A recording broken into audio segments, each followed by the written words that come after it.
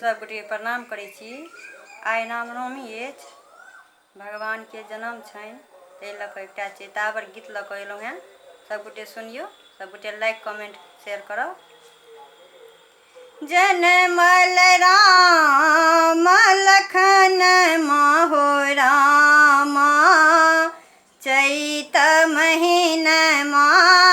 जनमल राम लखन माहो रामा, चैत महीनमा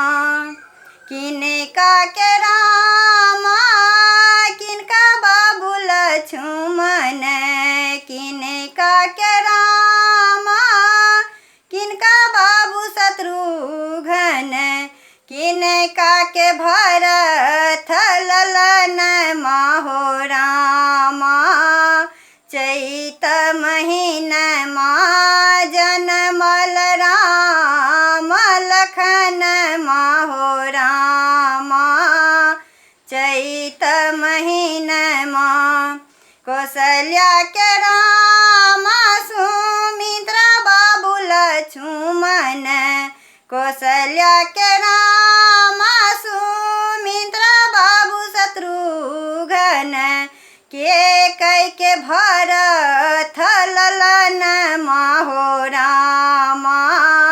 चैत महीनमा जनमल राम लखन माहो रामा, चैत महीनमा के लुटावे हाथी घोड़ा, के लुटावे हाथी घोड़ा, के लुटावे हथ कंगन माहो रामा, चैत महीनमा जनमल राम लखन माहो रामा, चैत महीनमा राजा लुटावे हाथी घोड़ा, राजा लुटावे हाथी घोड़ा, रानी लुटावे हथ कंगन माहो रामा, चैत महीनमा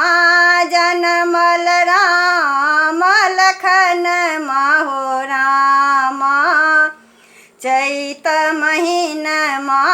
जनमल राम लखन माहो रामा,